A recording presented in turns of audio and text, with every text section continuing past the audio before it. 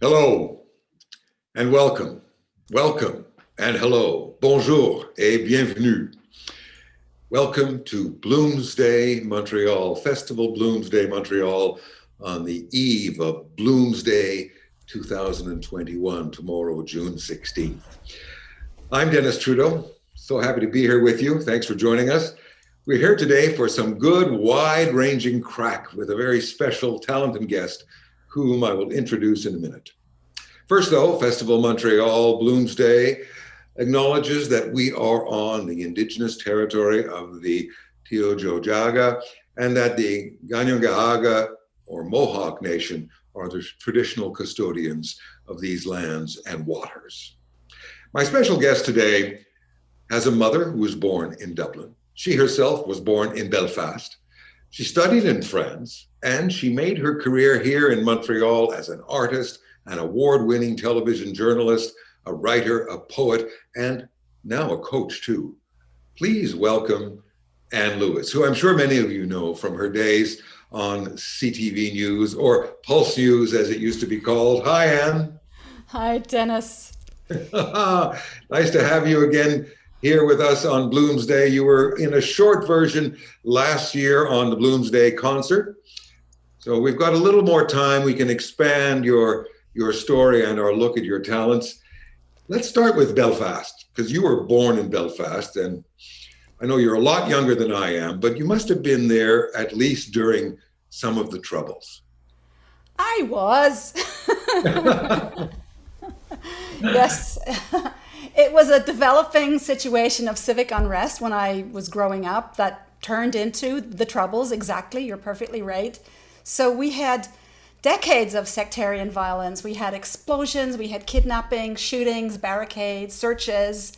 And I had Dublin cousins, and we would drive down to Dublin to see them. And that would entail going across the border, which meant that really scary no man's land with gunmen in the hills.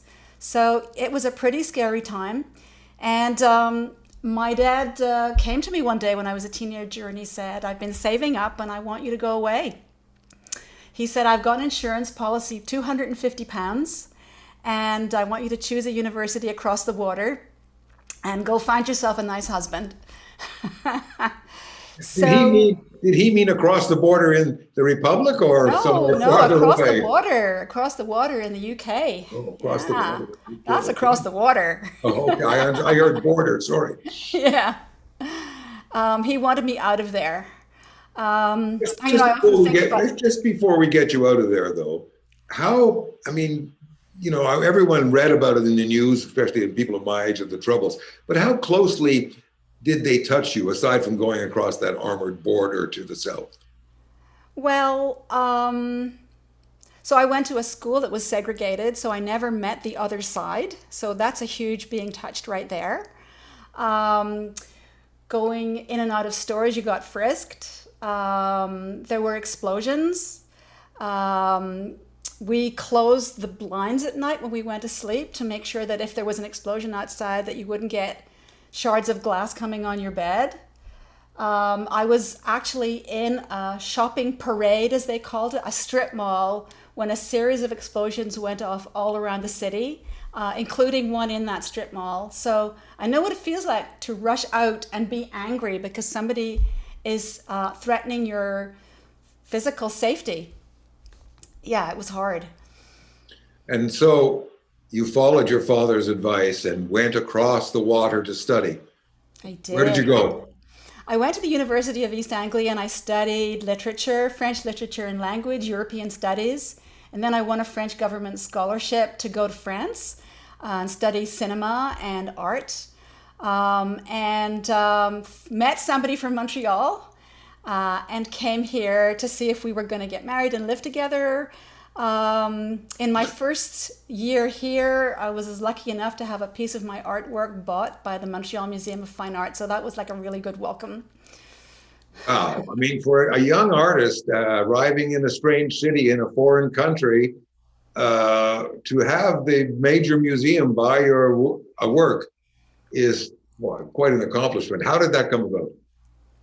So I was, and still am, a Rembrandt fan, and I like to mooch around in secondhand stores, and I came across a Rembrandt etching with a signature on it, so I bought it, and I took it to the museum, and I asked to see if somebody would look at it to see if it was the real thing, and I met the museum's curator of prints and drawings, Micheline Moison, and she looked at it and she said, mais non, voyons, c'est pas ça.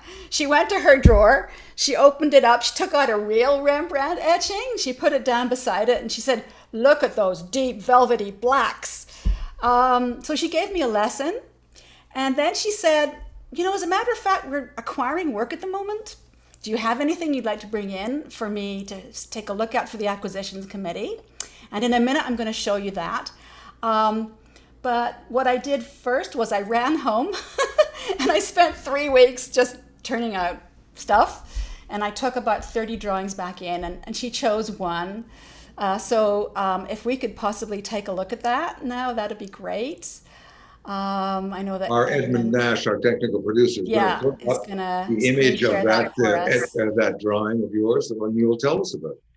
Yeah. So what medium were you working in then? Well, I was working in, I was doing etchings, and I was actually going to La Guilde Graphique here in Montreal, producing my own etchings. I really like the velvety blacks, and I was also doing pastels. So I kind of went backwards and forwards between the two, and it felt really good. I guess that we're not going to be able to screen share, so that's fine. I felt really good. Here we go. Here we go. There it is. Okay, so this is one of the works that I produced for Micheline Moison because I felt like whatever I had was not good enough. So it took in a whole bunch of these, and this is inspired by Rembrandt, but my own way of trying to do the velvety blacks. And it's an older man and a younger woman, and I guess they're itinerants. And I do have this thing in my bones about understanding the plight of itinerants, having been moved around a lot in my life and seeing what's going on in the world right now. So having something in the permanent collection is pretty nice, but it doesn't help you pay the rent. I had to figure out how I was going to make a living. Thank you, Edmund. And so I lucked into going with a journalist friend to the United States to cover the US presidential election campaign. I don't know about you, Dennis, but I don't know how you got into it. You mentioned that somebody in Ottawa had helped you become a reporter, a radio reporter. Well, I could tell a long story about that, but I'd like to know, you tagged along with a journalist friend you knew who you had met in Montreal as they covered the 1980 election or the Yes, exactly, the 1980 election. The Ronald Reagan election? Mm-hmm, yeah. And we were in the same area as the BBC and ITV teams were with their installations, and I was watching everybody go out and shoot and come back and look at the footage and write their script and put it up on the satellite. And I looked at that and I thought, I could do that, and I'd like to do that. So I went to see, sorry? And so you came back to Montreal and started looking for a job as a reporter. That's right. I went to see Mike Donegan at CFCF, where I knew there was an opening. And I think he reasoned that because I'd survived a civil war in Belfast, I could survive a newsroom. Even though you had lots of literature and artistic training, but no journalism training. No journalism training whatsoever. So what happened was they hired me, but not as a journalist to begin with. They hired me as kind of a newsroom gopher, and they trained me. So I started off tearing news copy, and then when they needed somebody to do summer fill-ins, then I started reporting. Didn't take long. It's amazing once you get into the journalism business, isn't how fast it goes and how quickly I still think about this, and maybe you do too, how quickly they say, okay, you go and get a story and put it on the air and you're responsible. And they think that you can do it and that you know everything and everything will be fine. And it usually turns out all right. Exactly. Yeah. And when I think about how much I didn't know when I started out, they let me go out and write for the newspaper or report. It's magic. I mean, that's a few years ago. There's a lot of water under our bridges, a lot of great stories of all kinds. What do you remember being particularly marked by, struck by, affected by when you were out reporting? So that's the human stuff. I mean, I remember as a rookie reporter going to cover a drowning and the team coming up out of the water, carrying the corpse covered up, and the wind blowing the plastic sheet off and glimpsing a small green arm. That's the kind of thing that I remember. I remember the cameraman at another shoot showing me the brains on the pavement when somebody had been shot overnight. I remember meeting the Dalai Lama and, of course, Leonard Cohen, who we're going to talk about more. But the story that really marked me the most was meeting the family of a teenager who had cancer. And that inspired a very large body of work that I'm going to show you a documentary film about called The Field Hospital. And the field hospital is exactly what you were just talking about. It's this thing about having to know a lot. And, you know, we went out as reporters. We knew too much about the world. We knew too much about the danger and the fragility of life. And in those days, the media were a little bit like the canaries in the coal mine, in that we were kind of, in a way, processing all this information, and a little bit out there in advance of, like, now everybody knows too much because of the internet. But Dennis, do you remember things like this? Oh, those great big beta, yes, big beta broadcast tapes. It's true. Oh Exactly. boy, Well, I'm going to nobody show has that you. anymore. I decided to turn those into art because it seemed to me like the teenager who died of intestinal cancer, who affected me so much. The surgeons removed hundreds of tumors from this young person's body and still could not save him. And I thought, you know what? I can never become a doctor. That's my husband and my father. But maybe through my art, I can do something with a scalpel, trying to take tumors out of what I consider to be the tumors in my life, which is all the bad news. So I took things like the video cassettes and I turned them into sculptures, books that couldn't possibly be read, and in a way try to bring new life to them because I felt that they were relics that carried important emotions. One thing I've found people often ask you, people not in the business, they say, how do you survive? How do you manage to deal with the fact that you're constantly doing stuff about bad news? Exactly. I mean, Exactly. it's an interesting approach for you to turn to your art. I often said to people, well, it's like shoveling, you know, you just get calluses and it doesn't bother you anymore, but maybe it still does deep inside. Well, I mean, because I come from a medical family, there's a lot of healing inside of me. And also because I'm a swimmer, I look upon water as a healing environment. Um, and when I was at home with all these tapes, Mike Donegan, I went into premature labor. Mike Donegan told me, go home, relax, have your baby in 5 months, but in the meantime, do nothing. And so I put the tapes away, and it was many years later that I took them out and decided, well, it's now time to see if I can bring some healing force to them and deal with the stuff that I had witnessed as a journalist.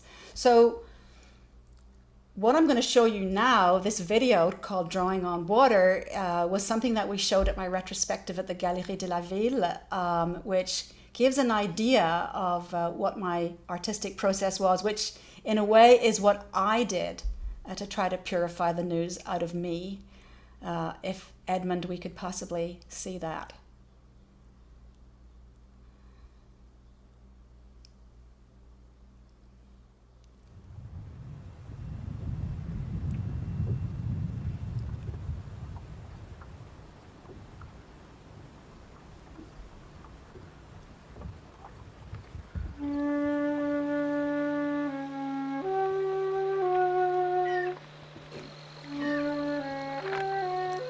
For a long time, I was a reporter and I was an artist, and this never came together. It was two separate parts of my identity.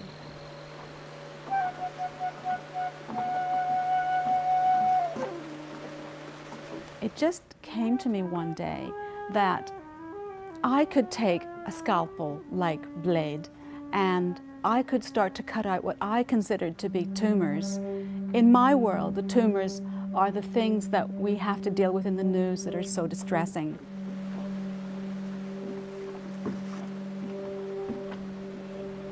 I feel as though I can't sit by and do nothing. So a gesture, no matter how small, might count.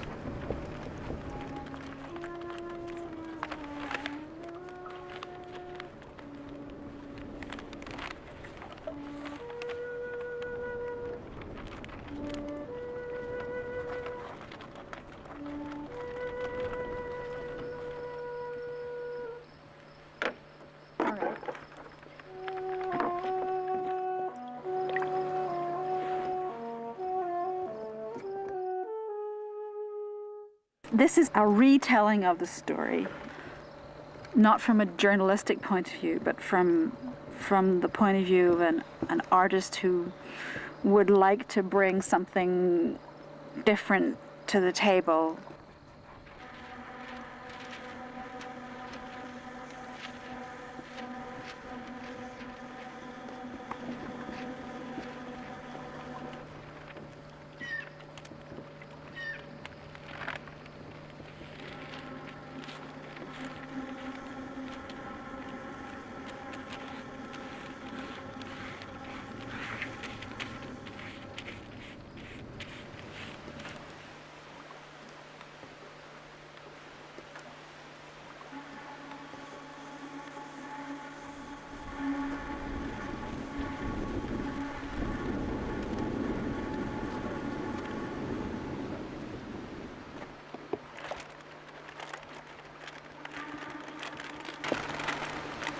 You can't read the text anymore because the paper's transparent.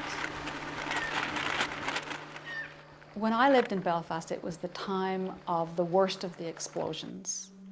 We were surrounded by sectarian hatred and violence. That is something that marks you. I saw people that were willing to kill other people, who were willing to strike fear into people's hearts. Why were they doing this? They were doing it because they didn't know one another, because their religious leaders had manipulated them to hate one another. They were jeopardizing their entire humanity because of ignorance.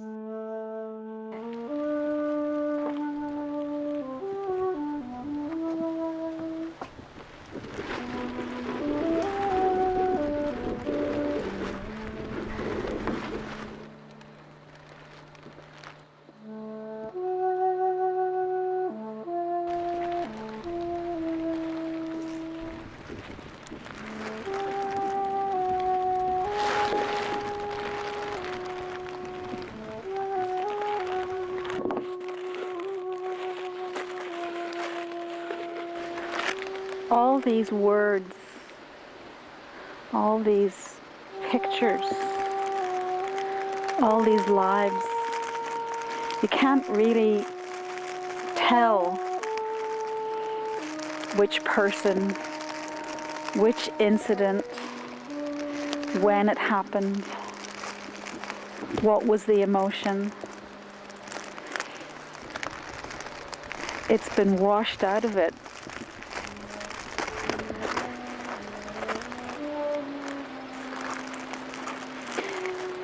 It's a trail. A trail of stories and history. The specifics of it matter less than the sheer volume of it.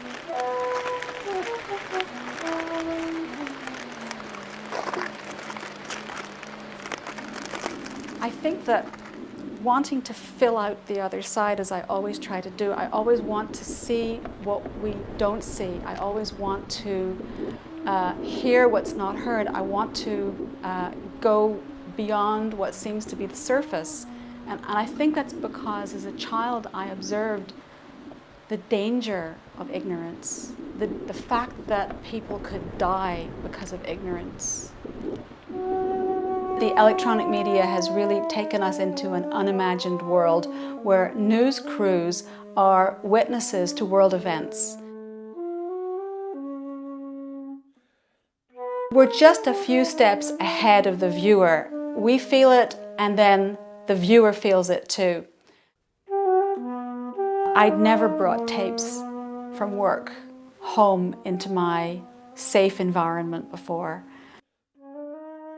But the tapes came home, and I felt like they were contaminated.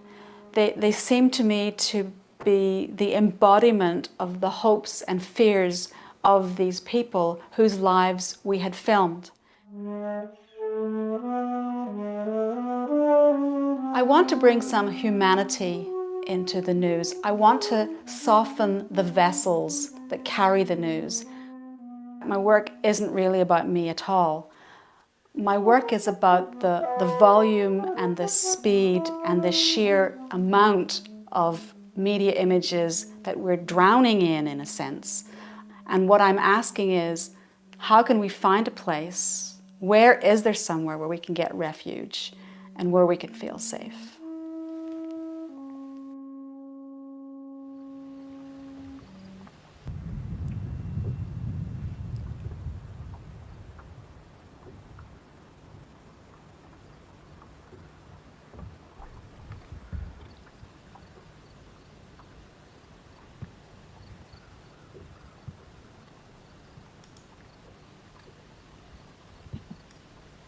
If you've just joined us, we're with Anne Lewis, and she's just shown us Drawing on Water, a video she made for a retrospective of her work in a gallery not too long ago. And I just want to tell people that they can put in Q&As in the bottom of the screen if they go to the Q&A logo, and we'll try and get to as many of their questions as possible later on. But I'm sure one question people watching probably have is, Anne Lewis, how come we haven't seen her reporting on CTV News for a while?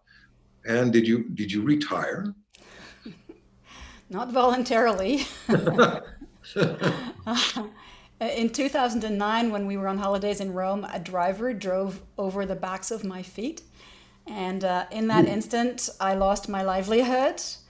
I couldn't work as a journalist any longer. And a lot of other things changed for me too. My artwork was very physical, as you saw. And I was in a lot of pain. I had trouble sleeping. It took me 3 or 4 years to recover. But I did segue into 2 new professions, as you mentioned. I'm a coach and a mentor, and try to help my clients working through the stories that they tell themselves and curating the narrations they have of their lives. And also writing. I think that Edmund is going to put my website in the chats if anybody is interested in taking a look at getting a bit more information about that. For creative writing, I really had felt that I'd spent 30 years at CTV writing about other people and never really having a chance for myself and for writing what I wanted to write about. So the luxury of having the accident was the silver lining of studying at the Quebec Writers' Federation, privately, and with Jules Swales studying method writing. And last year, I brought you one poem. And so that has now been published in Chronicling Our Days, which is a series of wonderful works by writers with their reactions to what it's been like living in the pandemic. And I'd highly recommend it. I don't get paid for saying that. Let me ask you then, because you were forced out of it by events and adapted to it, how do you look at the news business now? How do you look at all the bad news? How do you look at the fact that more than ever we're subsumed by news, which we really can't do anything about? Yeah, and how do we consume it, right? Right. So we can only do what we can do ourselves, and one of the things that we can do is verify that the source of our information is coming from something that we trust. So I really encourage people to be aware consumers of news, not to take your opinions from a friend, not to take your information from social media, but to really use trusted sources so that you could know that you're not being manipulated into believing fake news. All right, even the news that's not fake, I remember the American author who wrote, I think his first book, I can't remember his name, he wrote the book called Amusing Ourselves to Death, about how much news we consume and how much entertainment and media we consume. And that was like 25 years ago. And imagine how much we do now. Do you ever get that Sunday morning notice from Apple that says you've had 3.5 hours a day on screen time? And you think, oh, that's too much. And we can't do anything about it. But you've become more and more of the artist you were at the outset before Mike Donegan gave you that job at CTV. You have some poems to read for us now. I do. I take your point, by the way. This is the other book that was published this year, which has 5 or 6 of my pieces in it, A Different Story, which is supposed to be how 6 authors became better writers. But, we're always working at becoming better writers. I've got 2 pieces from that, and the first one is called I Have Weeds That Need Pulling, and it was written just as the pandemic was starting. I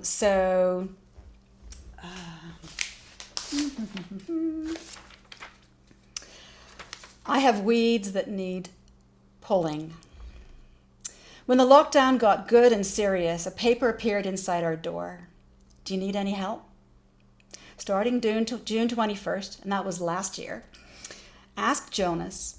Dog walking, gardening, weeding, sweeping, yard work, car cleaning, pool cleaning, lawn watering, anything you might need, call Jonas.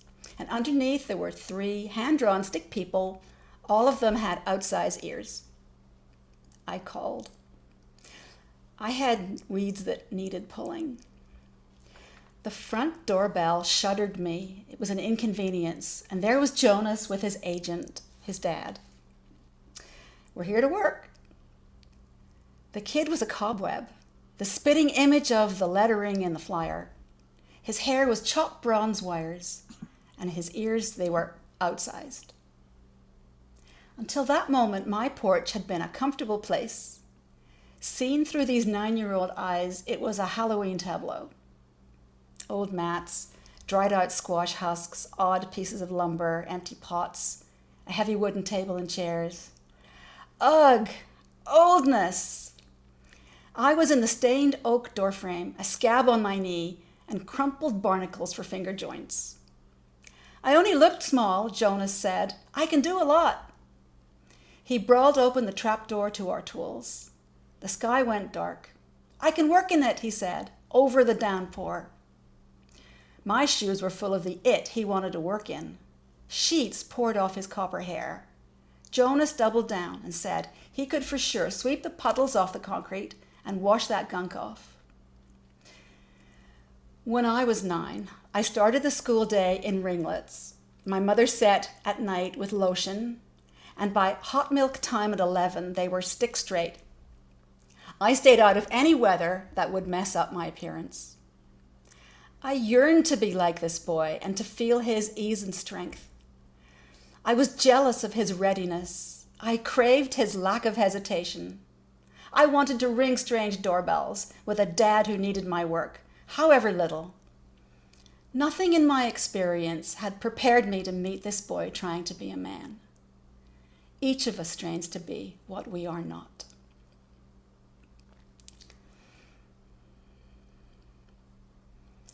And the second one is heavily influenced by my studies in method writing, using a technique called to be read and sung, which is the repetition that you hear when you hear an orator. I'm not saying I'm an orator, but at least I'm trying with this repetition to see if that could work. This piece is called My Addiction to Success, and Dennis I don't know about you, but when you came off the air, I don't know if you felt the difference. I can tell you a story about that, if I may. I share it with Please. you. When I came off the air, it was, as it often is in broadcasting, from one day to the next. And for the next 3 months, I was sick to my stomach at 4 o'clock every afternoon.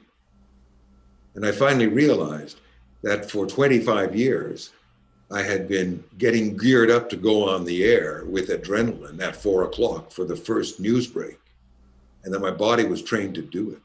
And that I was not doing it anymore, but the adrenaline was still pumping. And I was getting sick to my stomach every day. So we got on a plane, went to Vietnam for 6 weeks, and I recovered. But I know what you mean. You're addicted to the work and the success. Exactly, exactly. And it was really only whenever I had a chance to stop and start to write that I started to understand that. So here we go. My addiction to success. Ever since I closed the exam curtains on the summer and drew back to my study table, I downed it all. Ever since I learned the kitchen tongue of a migrant, I flattened it to fit in. Ever since I hollowed my lungs and located my front crawl, I came to it. Ever since I went out each morning with a reporter question and returned home neat and packaged, I came through. Ever since I said, "Get back up, you're not done working yet." Ever since I said 2,000 more hours of practice to become a master. Ever since I ignored childhood for it. I resigned from languor for it. I pushed through burnt water to take the trophy for it. I took apart the tangles of the working stiffs, but never loosened my own for it. And when the car wheels went over my heels, I never once thought, "Time to coast, sweet girl." I never did take it easy. I did it for it. Because I needed it. Visible, delicious, inarguable, supreme, hit them over the head. It. Success. I even crave the success of success. I believe it first appeared on Hair Wash Night. Mom ran the taps. Success jumped into my head with its fear-mongering friends. I only get one chance at this, success made me say. Flat on my back, hard grit of the tub, hair loose, water warm. Time only goes forward, I said. No stinting of effort. Here's the thing. I'm living somewhere different today. I feel no moorings. My arms catch the wind. I pause the sky. Let me have that Michelangelo to hold the space and give me a 2x4 to prop it up. Up here, to the signature of the wave-wiped stones, I pause the sky. Up here, to the hesitation of the beetle and moss, I pause the sky. Up here, to the sweep of the rain-lashed pines, I pause the sky. Crack open that sky and let it go.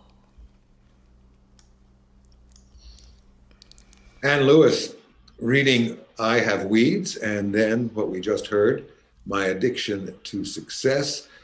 You mentioned a couple of techniques or courses you followed to escape from the news writing clamp and get into creative writing. What were they again? Tell us again. Can you tell us a little bit about them again? Sure. So I took a course at the Quebec Writers Federation in memoir writing. I took a course in screenwriting because I wanted actually to write a screenplay. And I've been studying method writing for the past 2 years with Joel Swales. Method writing, like method acting. Exactly. A quick word on that before we move on? Sure. So it's a bunch of 18 or so basic techniques, basic exercises that keep your brain really busy. They're really hard to do. And you have to concentrate on them. But the whole point of it is that concentrating on the exercise gives you contact with your subconscious, and stuff comes out because you're not supposed to write with anything on your mind. So stuff like the addiction to success came out with my being told, I want you to repeat something over and over and over. So I repeated a couple of different phrases there. And as I kept repeating them, it forced me to dig deeper and deeper inside myself. And I started to see what the pattern was. So that's how method writing helps dislodge things that you don't even necessarily know are going on inside. And are they designed to be then written or designed to clear the space so you can really write? That's a very good question. I don't really know the answer to that yet. But I know that method writing has taken me to places where I can put it in. And for example, with the Leonard Cohen piece that we're going to get to next, I used sprinklings of it. But, I think I started with my basic neutral, write like I talk voice that we all develop whenever we're journalists. So that's your base. And then you would add in some of the other flavors to tweak things up. Okay, we keep tempting people with the Leonard Cohen story. I think we should get to it before we get to the James Joyce story. Tell us how, well, you're going to bring out a memoir and it's going to be about Leonard Cohen. That's about all I know. Okay, so, and we're also very behind. So I'll be as quick as I can. Leonard Cohen's having Simon and Schuster is about to publish the second and then the third volumes of an oral history of Leonard Cohen. It's called The Untold Stories. And my pieces have been accepted for the third volume in 2023, which is a little bit of an in-depth look into people who have met him and who have things to say about having met him and what that experience was. So when I learned about Leonard Cohen, I was like an Irish girl and I didn't know a thing about, I was in Los Angeles hanging out with friends and no idea I was going to be ending up living in Montreal, where I didn't even know he lived here. And then when I came to work at CTV, I heard that he was going to be in Montreal giving a concert, and the idea of interviewing him would be a little bit like a dream come true. I had bought, when I was in Los Angeles, I'd bought his LP, and I mean, that's a completely different Leonard Cohen from the one we know now, right? But I convinced the assignment editor to let me do this because they weren't really all that interested in him. They didn't really know who he was. And we did this interview and he signed, I bought his book, he signed his book, and it was great passing a moment with you. He gave me backstage passes and tickets, and I put the whole thing away. I didn't do anything with it for a very long time. It was 1985. So, practically 20 years. And then just before the pandemic hit, I had the tape transferred over onto a CD that I could use and look at. And that was when I started to think that enough time had gone by and that maybe I was less embarrassed, more grown up. And so maybe I could write something about it. So I've got 2 excerpts of what Simon and Schuster has got lined up for 2023. All right, so this is the first one. It's more reporterish, and then the second one is more poetic. I was a 19-year-old Belfast girl with just my Northern Ireland accent and no other music in my bones. I went to stay with family friends in Los Angeles. I hung out with 2 Southern California girls, Ellen and Cassie, and they played Leonard Cohen records. We moaned with his sad songs. Back home in Belfast, I'd sit on my bed and strum tunelessly on my guitar and pick out Leonard Cohen chords. At the time, I'd no idea he was from Montreal. Fast forward many years when I lived here and I was a rookie reporter and I heard he was in town. If only I could interview him, and it happened. I was so nervous.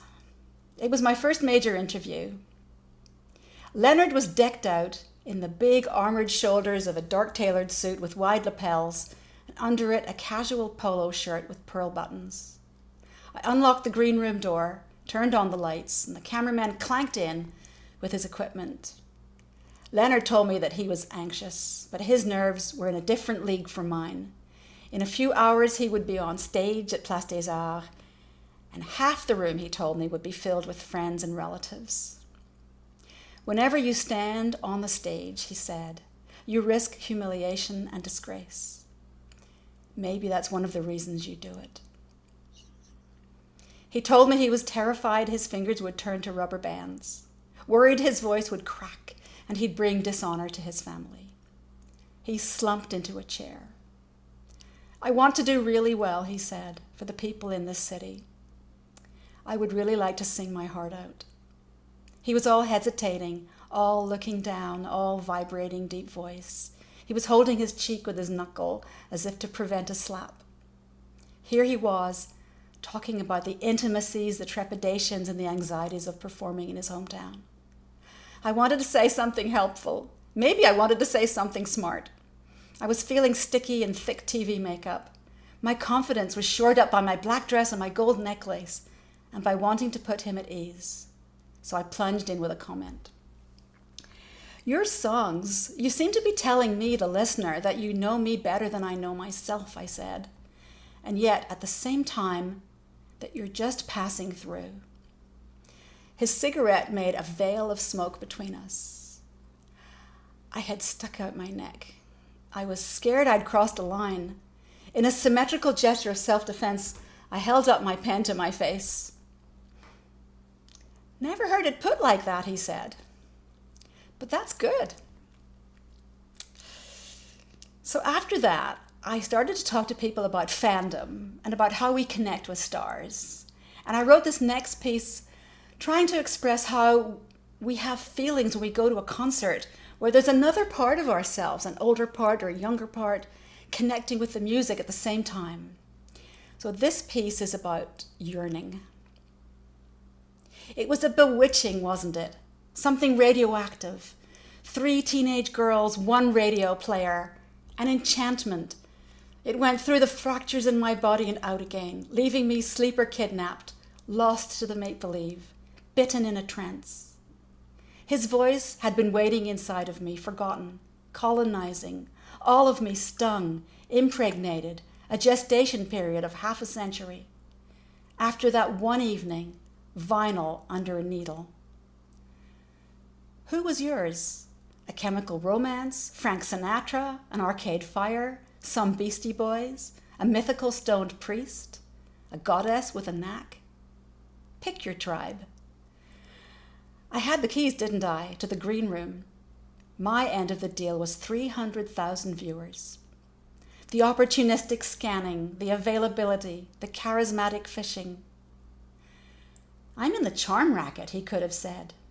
At the concert, the family of us, all staring, all tears streaming, all myth worshipping. Every one of us was 2 of us, seeing our younger selves riding along inside our older bodies. It made me the double of us. The music brought the who I was when I first breathed it, with the me who reached and pocketed it. So brassy, so churchy, so pedestal. We were all pointing, all light-facing, all skin-feeling, all willing partners in the racket. We were the flooding, the tuning, the libidinous, the lust, the desire. It was a takeover, a shotgunning, an infiltration. It was an occupying force, a surrender. They love my broken, he could have said. The more naked I am, the more they move in on me. It was always about the yearning, for mine etching over his, and for a mirror to look through.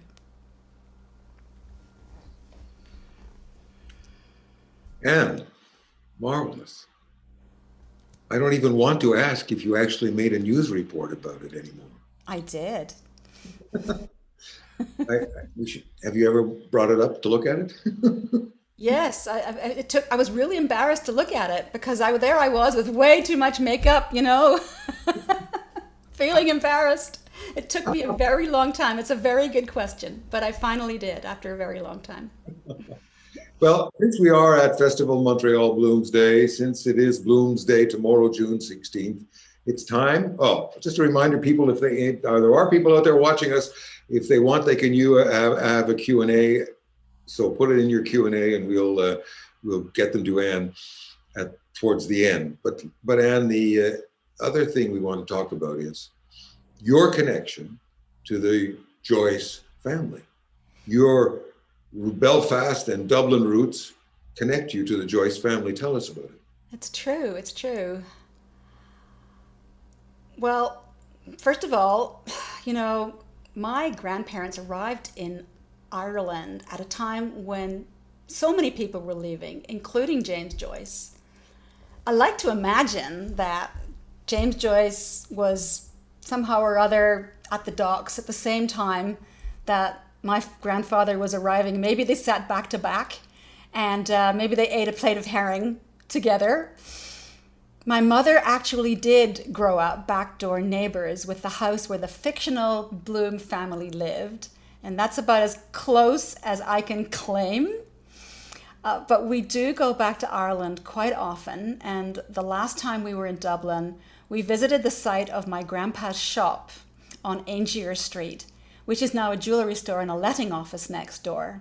And I have to tell you that my grandfather's taste in antiques was so important to him that he put it all away and let it get thick with dust and hoped that he would never sell anything. And while we were there, we went by.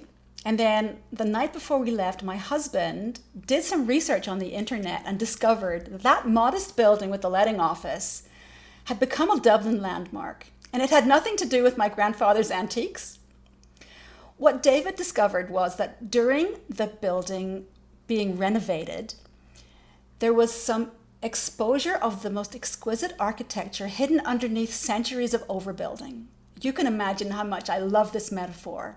It turns out that my grandfather's dusty old shop was in one of the oldest domestic structures in Dublin. We could almost say in the whole of Ireland, from a lost period between the medieval period and the Georgian period.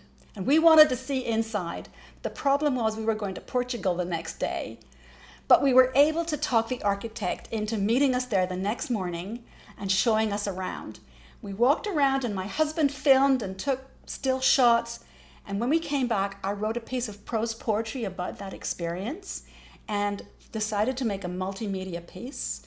My husband composed the music and Ivan Presser edited it. And I'd like to show you that film because it gives you a little bit of an idea of what Dublin is like. And proud to say that it was screened by Concordia for its Forgotten Past and Social Futures in 2020. So Edmund, please roll the video for 998 Angier Street.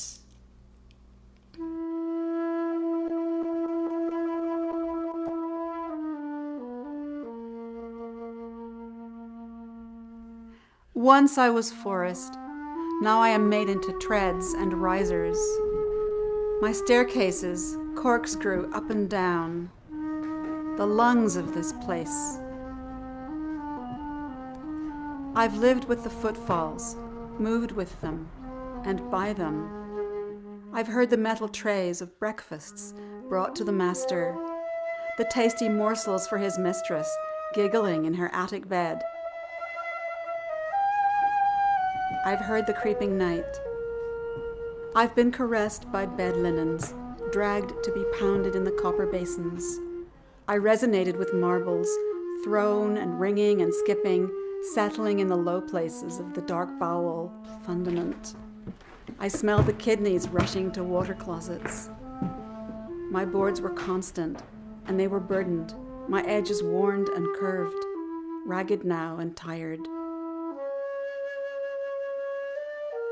I am bull-nosed now and polished by footfalls, children and servants, young marrieds, old men with gout, up and down. I don't have a name, not a real name. It was stripped from me. Now I am a number, 99A Angier Street, Dublin. Our sisters burned across the whole of London. The huge weight upon me, I am silenced.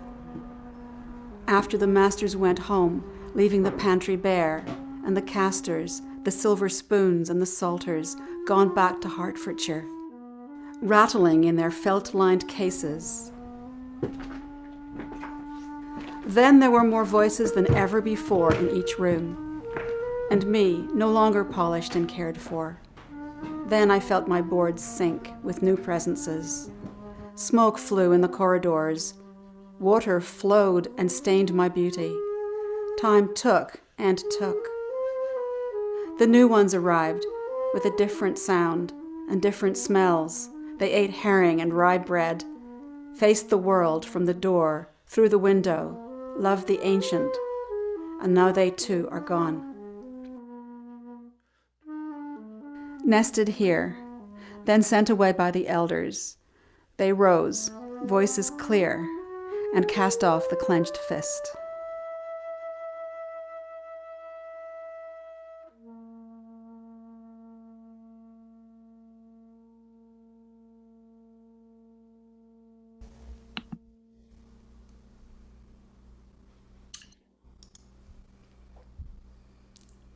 Thank you. That's, do I guess that's your maternal grandfather we saw there in that dressed up photo? Yes, indeed.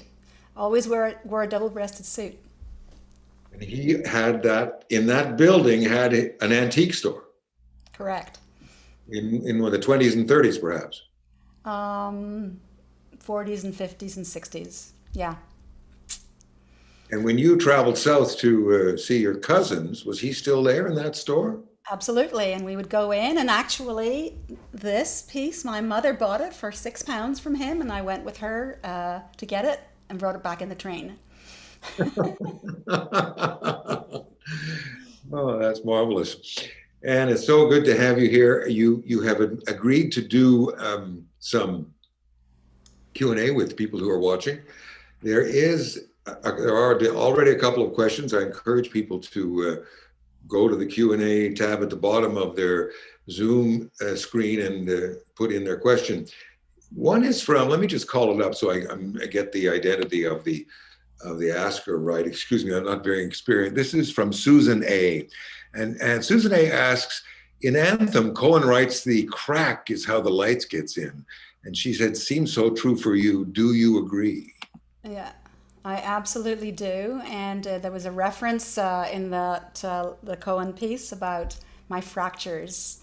And yes, you're absolutely right, Susan. I suspect I know who it is. And the next one is from anonymous attendee who would like to know more about your coaching. Okay, so you know what we could do, Dennis, because you asked me a great question too, which is what should people do to prepare for the pandemic changing and getting back to the new normal? So maybe we could roll those two together. Oh, fine by me. That's good. We're going all going. You know, it sounds like it's easy, but maybe a help is good when you have to change like this. Well, that's it. Because, well, the kind of coaching that I do is called narrative coaching, and I really like it because it's so close to thinking about the stories that we tell ourselves. And, you know, as a writer, it's very close. So this is all about curating the stories that you tell yourself and questioning those stories. And if we take that to the specific example then of how do we manage going back to a new normal after a pandemic, here are some of the questions that I would suggest that, you know, I will and am and other people could ask themselves around, you know, because you see people getting their second shot or they talk about their second shot and it goes in their arm and there's tears and there's relief, but then what's now? So a lot of the thoughts I would imagine have to do with what does it mean to be safe and what does it mean to be able to control your life? And what kind of thoughts do you have around that? So if your thoughts and feelings have to do with, oh, it's all been a hoax, I don't believe it, I'm going to be fine anyway, then you might want to listen in the background to see if there are other voices deeper in that are saying things like, well, maybe you should watch out and don't listen to that. And on the other end of the spectrum, say, if you're a kind of person who's been saying to yourself, well, I'm going to take absolutely no risks, I'm staying home, then there are other voices that are probably mourning what has been lost throughout the period and raring to get out and get going. And you might be worried, where is the middle ground in all this? So narrative coaching, the kind of coaching that I do, is really about this internal team that we have that's here to steer us. We hear the voices of our parents, of authority figures, heroes, teachers, characters in novels or in movies. And I would say be mindful of those voices. Who is it who's talking to you? And give them names, get to know them, talk back to them. Ask yourself if you want to give them that much space. Turn the volume down on the ones that you don't like. Turn up the ones that are more supportive. And ask yourself if they really are reliable. What do you believe and why do you believe it? Run a series of verifications on those voices. Is what they're saying really true? How do I know that it's true? What made me feel or believe this? Where am I getting that information from? So like we said before about the internet, about not believing everything you read on Facebook. And then there's also something called the Recency Effect, which is the idea that you're most influenced about what you've seen very recently. So here we are, we've got these old voices from the fight or flight response that we had as children when we were young about, what's safe and what's not safe. And then we can't even really remember what life was like before 16 months ago, or in some people's cases last week, So how do you mitigate all of that range of thoughts and feelings and messages? What is going to be normal now? My recommendation would be to go on the internet for one piece of information, and it's an image called the ladder of assumptions. This ladder of assumptions will show you how to understand how we arrive at the conclusions that we make from available information. And I think it's worth being conscious about that. I'd be really happy to talk to anybody who wants to talk about more. And you took some training to be a life coach. Yes. And you do one-on-one work or group work? I do one-on-one work mainly. The training that I took was at university at Concordia. And we learned about change theory. We learned about the stages of change. We learned about these beliefs that we have that hold us back from things. So it was a fantastic training. I'm really grateful for it. Okay. Now I'm just checking here with my reading glasses to see what the messages are and to see if there are any more questions. No, we've covered all the questions. We have a few moments. I noticed that earlier, good broadcaster that you still are, you were worrying about the time, but we're in pretty good time. We've got 17 minutes till sign off. So we have some time to talk, and you also have more readings, and I'm fascinated by the two titles. And you can choose which one you read, but the two titles that Anne has proposed to read now at this point. One is called Baby Lucky Mighty, and the other is called, there's sort of a relationship, I guess, How I Learned About Sex from an Encyclopedia. Do we have time for both? Yes. Yeah, they're not long. Okay. Let's hear Anne Lewis. All right. So I'm going to start with How I Learned About Sex from an Encyclopedia, and then we'll finish up with the other one. I have been the invited guest at many webinars, like this one. I get great pleasure, but I hear demon voices. You're getting out of hand, Anne. You're too big for your britches. You should slow way down, Anne. You're supposed to put the good stuff off, Anne. And I trace this back to when I was 10. My family moved from life over a doctor's surgery to life in a big house with a mortgage. The renovations took a year, and that was a year of 2 mortgages. But what did I know at age 10? Daddy told us that money was tight, and he surprised me with one last present. You'd better have this now, he said. I caught a whiff of fresh paint and new central heating. I breathed through wool dust from the fitted carpet in color Mum called blush.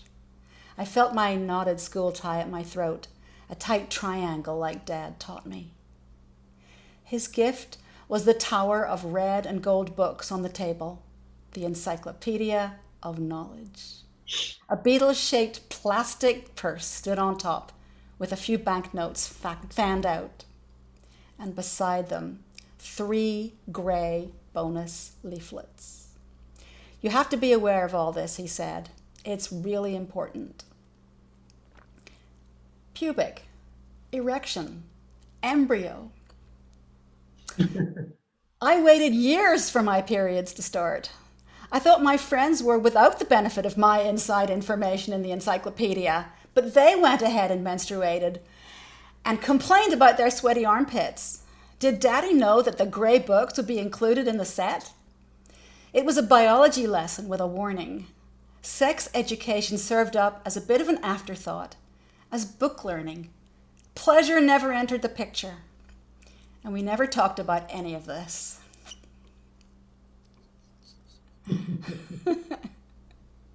Oh, your father was an enlightened man, and obviously, as a doctor, he had your best interests at heart as well. Yes, indeed. Yeah. And so, baby Lucky Mighty. Where's my props? Here's my props. Okay, so like a lot of people, some of the things that we did during the pandemic was to clear out, get rid of things, move people. And I came across the telegrams that I received whenever I was born. And my birthday was yesterday, so it's really nice to have them around today. So these are the telegrams, all sent from Dublin and Belfast and, as far away as across the water in England. And one card, and it's got a flocked finish on it. And it's to a mighty lucky baby. So I decided to do something with that. And here it is. Baby lucky mighty. Parents happy for. Congratulations. More are here. You, a sweet someone, get to lucky mighty. They're since, and dad and mum splendid as such, with life in and out, starting in, had your break. Lucky. The on baby. Congratulations. So let me understand this. You have the telegrams that your family members sent to your parents the day you were born? I do. Isn't that pathetic? Well, I would say it's historic. Historic. It's for the archives. Because some people out there don't know what telegrams are. It's true. And these ticker tapes came across, and then they were glued onto these sheets of paper, and then somebody phoned you and read it to you, and then the next day it was delivered to your house. Yeah. And it's kind of like a text. Did you put all the context of all those telegrams in that baby lucky mighty? No, what I did was, one of the things that we sometimes do with method writing is for whatever reason, just read something backwards. And that is the hallmark greeting that was on here. Just reversed it. Oh. So it's the greeting backwards. I changed it a little bit, but more or less. And I won't ask you when you were born, because that wouldn't be correct. We have a few more minutes. I haven't got any more questions from the Q&A people, but in the audience. But I have another question for you. Growing up in Belfast, did you always know and think and wonder about James Joyce? No. Because of Ulysses and Finnegan's Wake? No, I didn't. It's a really good question, actually. Growing up in the north, the divide between Montreal and Toronto, the kind of Catholic Protestant divide, it's exactly the same thing between Belfast and Dublin. So Belfast is a buttoned up, roll the sidewalks up, or never unroll them probably. Very Presbyterian. Sorry. And Dublin is like, they're out drinking and having a great time. So I didn't know very much about James Joyce really at all until I went to live in Paris. And I learned about Samuel Beckett and James Joyce. Okay. And did you read it? You listened? Well, you know, they say that Ulysses is the most famous book that nobody's ever read, right? Okay, Well, fine. There's an answer. Look, I have my copy of Ulysses here, which I bought in 1982 or 83 in the old used bookstore on Victoria Avenue wow. in Westmount. And this is a 1967 edition from Bodley Head. It says it's the recast type from the 1960 edition. And on the picture there, on the cover, I have the original dust cover, there are pictures from a film of 1967 made by Joseph Strick of Ulysses. Imagine trying to make Ulysses into a movie, writing the screenplay of Ulysses. Anyway, it has a picture of Molly Bloom and Blazes O'Boylan in bed on the cover. So there we go. But once you hear about Ulysses, you echo, or the echoes of Ulysses that are in our culture and the echoes of Joyce always reach you, don't they? Yeah, I mean, I think that, I think it was Kathleen Fee who said to me, you know, maybe there's parallels here between you and James Joyce in that you both had to go away from home to become who you needed to be and to get recognition for it. And it's probably true of a lot of people, but I do feel that. And the other thing that I feel about him is, well, I feel many things about him.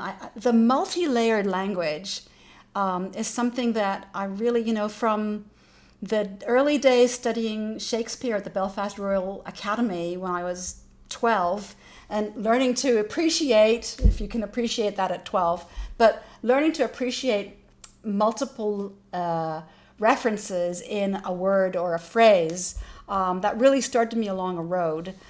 So the richness of the language in Joyce, and I think that, you know, that feeling of being homeless, that he surely must have felt as he left, and yet was constantly writing about where he came from. I do feel that, as I referred to earlier. And, you know, even as, you know, I had to start wearing glasses and getting older, I discovered recently that James Joyce actually was technically blind for the latter part of his life and wrote lying down in bed with a white garment underneath his eyes to reflect so that he could see better. So I also really feel that, and I think the dead, for me, really, there's something about the end of the dead where, you know, you've been in this beautiful party and you've seen this gorgeous house and the dynamics between this family, and then all of a sudden we're in that carriage, and suddenly the relationship between the two people who you thought were the anchors of the story is suddenly called into question, and the wife talks about her former boyfriend who she didn't marry because he died. The poignancy of something like that, yeah, Dennis, you know, there's just so many of these tableaux that are so affecting. And, you know, I told you that when the plastic bâche, the covering, fell off that young boy's corpse, and I saw his little green arm, that to me is a tableau that I have to write about at some point. I have a comment. It's not really a question. I have a comment here from David Sherman, which I have to read to you and to all of us on here. You are inspiring. The idea of a collage and a retrospective for me and in relation to my lost Judith is a superb idea, David Sherman. Judith Sherman died suddenly this year.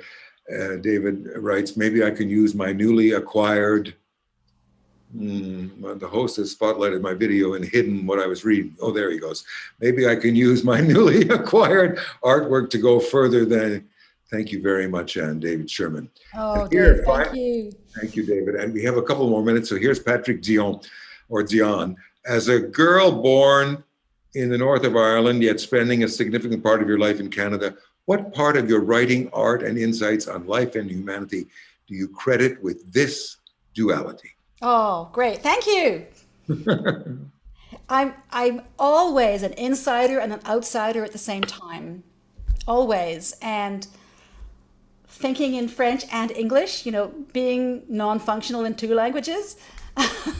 um, it's that you can jump out of the received view into something else, which also could perhaps take you to a third view. And really, as a girl born in the north of Ireland, yet spending a significant part of your life in Canada, what part of your writing, art, and insight on life and humanity do you credit with this duality? Yeah, I think it is so enriching. I mean, each of us have a mother and a father that we come from, and there's that duality right there, that everybody can live with those two views that they grow up with and learn more about. And then as they die and we get to know them even better, we learn even more about that duality that gave birth to us. So it's with us all.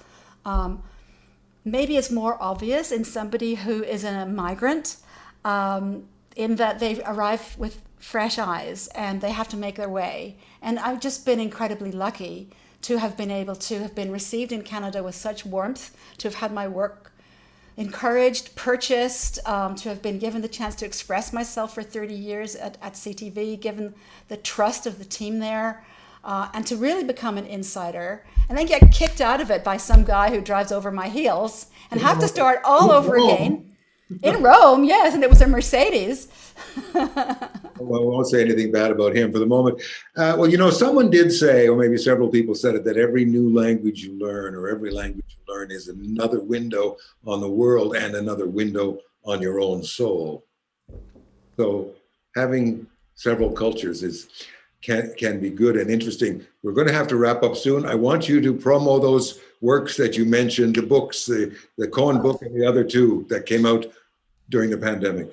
Okay, so this is a different story, which is published to support a charity that is called Storybook Dads. And Storybook Dads takes recording equipment to prisons and helps dads record bedtime stories for their children and then delivers them to their children. So if not for any other reason, buy that one. Please buy this book, A Different Story.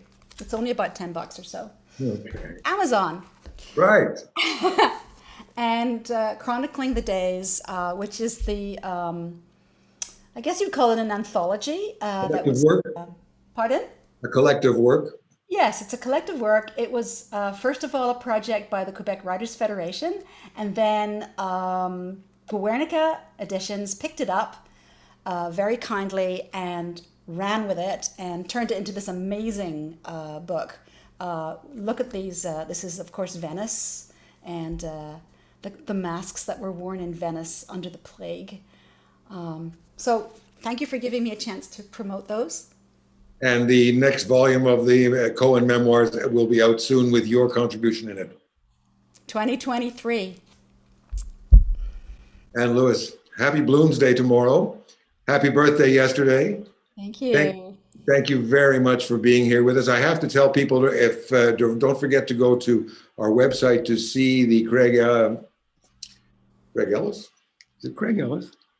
Greg Morris's fabulous caricatures of Joyce and people who were in the Joyce circles, wherever he was. They're there on the website, and there's a link to them on our bloomsdaymontreal.com website. Thank you for being with us, all of you. It was a pleasure to listen to Anne and to see her videos and to hear her talk to us. Thank you, Anne, for being so open, so generous, sharing your works with us from so many different media. Bravo. And for your post-pandemic confinement advice, I take it to heart, those voices inside me. Thank you more. We have more to come on Bloomsday, Festival Bloomsday Montreal, starting, at 5:30, 17:30 this afternoon. It's cooking class, simple soda bread, a cooking class with Jonathan Chung from Appetite for Books. Get ready to bake with Jonathan, and by 7:30, you'll have a fresh loaf of Irish soda bread to go with your supper. And if you would go to the website, the bloomsdaymontreal.com website, you will find all the ingredients you should have on hand to cook along with Jonathan Chung on our website starting at 5:30. Then, of course, tomorrow, it is Bloomsday, June 16th, 2021, with readings at 11 o'clock in the morning, hosted by Kevin Wright.